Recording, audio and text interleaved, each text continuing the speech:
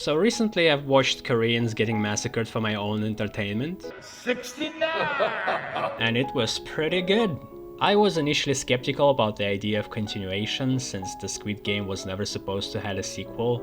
The first season had so many questions answered and plot lines closed up at the end that any attempt at trying to draw it further would seem like, well, a stretch.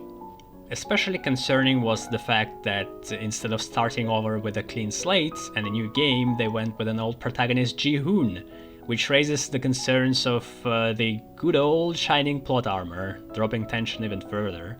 In a way, it did, you can't deny it, but also they did make it work. I was still heavily invested in the story and glued to the screen throughout the few days I've been binging it, just like the first season. Having Ji-hoon in the game put a different spin on the show, which is naturally arises from having a player who went through the game and knows so much about it. The writing is about as good as it was in the first season. It often values realism, acknowledges a lot of finer details, and then often leaps for a dramatic effect instead when the moment is ripe.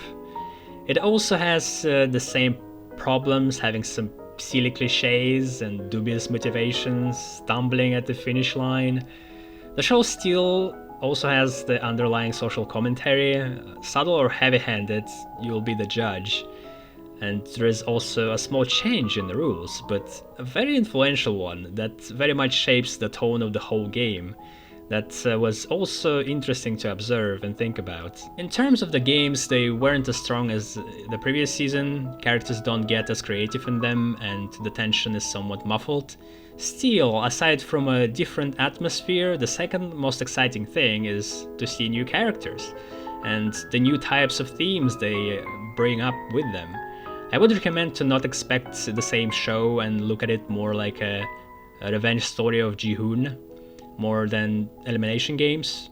I did enjoy it, go see it if you haven't, because I'm about to move to spoilers. And 3, 2, 1, first episode. Pink hair gets removed ridiculously fast. Okay, I guess it was a mistake. Here we brush off dust from the old characters like Ji-hoon and the Sneaky Boy and are introduced to the backgrounds of the new ones. Ji-hoon sets up a base of operation in a motel, finally starts using his prize money and now utilizing Mafia to track down the recruiter. Bread or Game was a nice highlight, sort of a social experiment if Veritasium was a twisted psychopath. Oh yeah, maybe that's it. Maybe I'm just a giant egotistical jerk who delights in humiliating other people. The recruiter offers homeless to take either a bun or a lottery ticket, and most of them choose to gamble. It's sort of a foreshadowing of the broader themes of choice and desperation that will arise later in the games. The only thing that confuses me about this scene is the recruiter's motivation to do this. Nobody's filming it, so it's not for the rich people's entertainment. Is it what he does on his free time? Pretty strange. Then we get a Russian roulette with two gooners. This scene just as good as any Squid Game to follow. Intense, well acted, and with a classy musical accompaniment. Here I'm very interested in what Horseboy got told after the game. 승리를 축하드립니다. 그럼 이제 저랑 얘기 좀 하시겠습니까? There is something fishy going on. The Horseboy might now work for the frontman, or it was a sneaky red herring to distract from later traitor development. I would keep my eye on him for the future episodes. Oh yeah, also he unloads the first shot in his head while explaining the rules. Imagine if he got unlucky, how awkward would that be? I'm giving you the gold here, Hishe, take notes. In the Russian roulette with Ji-hoon and the recruiter, the tension is very much dampened because of the protagonist effects, which will keep reoccurring. There's no way he would die this early, besides I already seen thumbnails of the other episodes and Ji-hoon is on them, so it is more about how this scene is going to unwrap. Still, it was pretty decent. One thing I enjoyed especially, I do like putting myself in the place of characters, and after 4 attempts I was thinking, hey, just take the gun, point it at the other guy and press the trigger 2 times, and you're good. And then the recruiter expresses exactly the same idea 1 second later. I like when the characters use their noggin and are not just a bunch of bubbling fools because the writer wasn't fully immersed in the situation and didn't come up with these things. And the recruiter, the rare treat. Love this guy, shame that he's gone. But at least he went out with a bang. Second episode. The chess pieces are still being set up, so not a whole lot happens in this episode. The flashbacks started to really annoy me. This kind of finger pointing is just not needed. If somebody doesn't understand the context, they will scratch their noggin a little harder and figure it out. If not, it's not a big deal. But force-feeding it to you, assuming that you need to be, just feels disrespectful. The most interesting scene of the episode is the conversation between Ji-hoon and the frontman. Here, their points of view get locked in. Frontman is arguing that people participate by choice, and it's the world's fault that things are the way they are. Which is not too far-fetched, since the major twist of the first season is where participants stopped playing the game and then went back willingly. Ji-hoon's point is straightforward, he wants to stop the game, though he evaded explaining to the frontman why he wants into the game to stop it. But from audience point of view, he's basically putting all the chips on the line to gamble with the tracker chip in his tooth, which wasn't all that clever, as we see pretty fast. Third episode. The chip gets found. Horseman starts suspecting about having an informant in the group, but even without one, it would be entirely possible they found it while inspecting Ji-hoon's body while he was sleeping.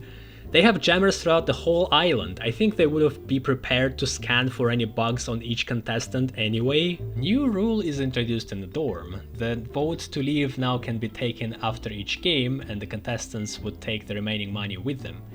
It seems to be more of a jab at Ji-hoon to emphasize the freedom of choice.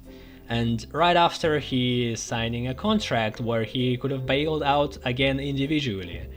But he still was thinking the tracking chip was working at the time, so he was still needed to stay in the game. Red light, green light begins again, but now Ji-hoon is like 95th level paladin coming back to a spawn zone. He knows what's going to happen and speaks to the crowd, as he should have, but the crowd doesn't believe him, which was to be expected. Still, they go far without casualties until one person gets killed, and panic ensues just like the first time. That is the scariest part of the game for me, that and getting Thanos'd. The game itself is easy, but it's the other people you need to worry about. If I were in there, I would probably try to stay away from the big crowds and maybe drop on the ground each turn in a star shape, so not to be tipped over. Eventually people are starting to wise up and form the lines to hide behind each other, which was an interesting development. Though they did it incorrectly, their lines are perpendicular to the wall, not the doll's head, where the motion detectors are. The eyes should have been the focal points, not the wall. In the first game, 255 people were eliminated in the first round, in the second one only 91. So even though it did seem grim, having Ji-hoon in the group saved on average 164 people. Not bad. There are also a lot of flexibility introduced to the rules, like the triangle deciding not to eliminate a contestant and somehow nobody notices, or Ji-hoon starting ahead of everybody and the frontman lets it slide. Imagine if he got it disqualified and eliminated before even starting the first game. What a special hero would he be? I've played these games before! Fourth episode. Frontman and Ji-hoon dynamic was the most entertaining thing for me this season. The stares he distributes when nobody's looking is akin to a stare of a python about to strangle his prey. He plays Ji-hoon like a fiddle, getting to know him better and initiating conversations he wanted to do without Ji-hoon going into his usual vengeful emotional tirade. It's truly magnificent. In one of these conversations, Frontman talks about his dying wife with a child and that he went into the games to save them. At first you can brush it off as a lie, but if you compare it to the story we heard from Junho, his brother, they do match up, though the baby wasn't mentioned. And we know that he played and won the game in 2015 from a document the Sneaky Boys saw back in first season. So this also could be a part why he gives Ji-hoon so much attention. Not only he tries to make a point, he just might be forging a new high officer for the ranks. Though Ji-hoon as a frontman is hard to imagine. And by the way, the game ironically made Ji-hoon a far better person than he was before. From a disgusting little man, he became this righteous leader with unwavering resolve. Still a bit of a fool, Sang-woo would have done way better, but hey, you can't deny that he's drastically improved. I usually hate "it was all a dream" trope, but the one with the triangle cookie was very funny. I really enjoyed that. The new game, Six-Legged Pentathlon, was fine. I couldn't come up with much creative solutions, as well, I guess, as the characters in the show. It mostly held on the performance. If I had to choose, I would have chosen the last game. It looks easy, you don't lose too much time on a retry, and if you fail, your team won't have a lot of time to be mad at you, because everyone will be dead in seconds. So best choice, you're welcome. I gotta say, their line of shooting is dangerously in the way of the other guards. That would not pass a safety inspection. And it's one of these cliffhangers in the middle of the game. Fifth episode. The most frustrating thing was to watch people wasting time on cheering or squabbling.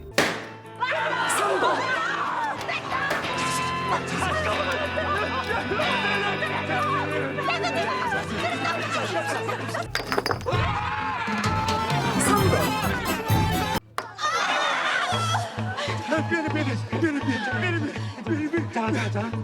다 같이 돌 주러 가는 거예요. 하나. 성공.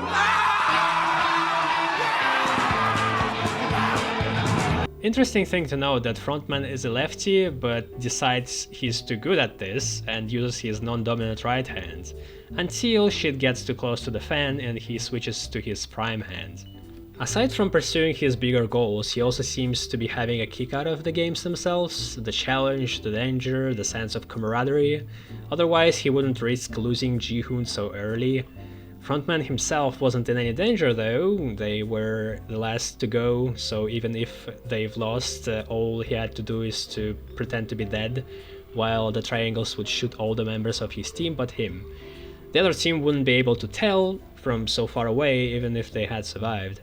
By this point, the new characters are fairly fleshed out. We got Thanos, the Cutthroat, similar to the previous one, but this time around without having overwhelming physical attributes. Old lady and her son, and all the shame that comes with it.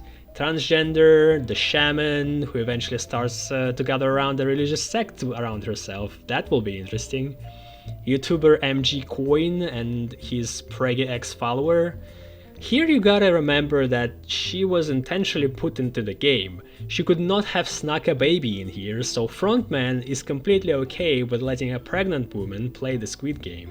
And this is what I wanted to see, new characters, new themes, and how it all interacts with each other, so on this level I'm very much satisfied. 6th episode, Mingle. 다음에 만약에 6명을 부르면 그냥 우리 이대로 오케이 아닌가? 왜요? 아, 미안해. Now we're asking serious questions. What if she gives birth? Would that make the manager to add a baby as a player 457? The baby would have to play the games and then, when it inevitably fails, guards will have to shoot them? Now that would be a show. Mingle was fine as well. I think there could have been more shown in the last round when they had to go in pairs. They skipped over Granny and her son, as well as MG Coin and Pregnant Lady. Did they just hop in a room without any competition? I kinda was betting on Old Lady not surviving any physical contest, but I guess maybe she knows karate or something. Then we got the votes. By this point the political charge is very obvious. Two sides, left and right, red and blue. Where have I seen it before? Ah, yes. They finally start to think about gathering supports, where Ji-hoon proposes to gain new voters by force. 설득이 안 되면 멱살이라도 잡고 이쪽으로 끌고 와야 합니다. About which I'm still confused how he imagined doing that. Throughout the games they did the public speeches and it was the very right thing to do, but what they never done and what I would have focused on in their place is to target people individually, like find wavering members alone and talk to them. It's a better use of your time than stoically sitting on the stairs all day. But it was all too late anyway, as at the end of the episode, Thanos meets his disgraceful end in the toilet, where MG Coin confuses his Adam's apple for a meatball, which was a shame. He was providing a lot of entertainment. And if you want to dive into a rabbit hole, I'll give you a good one. The actor himself was a very popular singer T.O.P. in the Korean boy band Big Bang, who fell out of grace in 2017 after a discovery that he was smoking weed. That's really it. He was just smoking marijuana. And it happened during his mandatory military service, but it wasn't really related. That serious grievance practically dismantled his career. To this day, Korean public still holds a grudge for reasons I can't fathom. 7th episode. I do like the overall shift of this episode from the games to a full-blown rebellion, as if it turned into a third-person shooter. But there has been quite a bit of major problems with it. The first one is when Ji-hoon convinces his close circle to this ridiculous plan of his. He proposes to face the entire facility of, let's say, 100 well-equipped, organized people with his small squad composed of like 8 people initially. Ji-hoon's motivation is clear and the frontman is doing it for his own kinks, but everyone else have no reason to join at all. They have way better chances fighting against the circles and leaving the game with the money, or even playing one more game, than to participate in this absolutely clear suicide mission. They have no hard feelings about the game runners. They are not on a revenge path like Ji-hoon, so why then are they so readily and without much debate agree to join him? Maybe if Ji-hoon really tried to convince them that this is their only chance on survival, or something major happened before that would have made the group to hate the establishment, it would have made the scene a bit more authentic. As is, their motivations look very dubious. Young Il makes a very important remark that Ji-hoon is basically sacrificing a number of people for a greater good, what is known in chess as a gambit. Now we can see that Ji-hoon is not all that idealistic after all, and some cracks of pragmatism are starting to creep in. As the first game changed him, the second one seems to be doing the same thing. When Frontman actually starts spraying his stuff with bullets was a surprise for me. I honestly have anticipated him to find some way to avoid that. This guy is the most hardcore role player this world has ever seen. The second big problem is realism. They've overpowered 2 waves of guards, and not only they didn't suffer any casualties while being heavily outnumbered, not even one person got a scratch. Ji-hoon's plot armor must have radiated on the whole group like a freaking force field. How many guards they've managed to mow down is ridiculous and absolutely unbelievable. It almost seemed like, if not for the frontman's eventual betrayal, they would have actually made it. The rebellion fails and the leftovers of a squad start surrendering. Here I lost a lot of respect for Frontman's character. He executes everybody but Ji-hoon, highlighting his unique place and invincibility in the story even further. Execute him as well. Why is he so special? Or if you don't want to, let all the surrendering rebels leave. A recruiter ended his life before dishonoring the rules of a game he started, but the big man himself does whatever the hell he wants at the moment. And then the last problem is that they've named it Season 2 when it's really just a part of it, and Season 3 is the second. If they just said, hey, we have made much more episodes, so we're going to show you the half of the season first and then after some time the other, I would have been fine with that.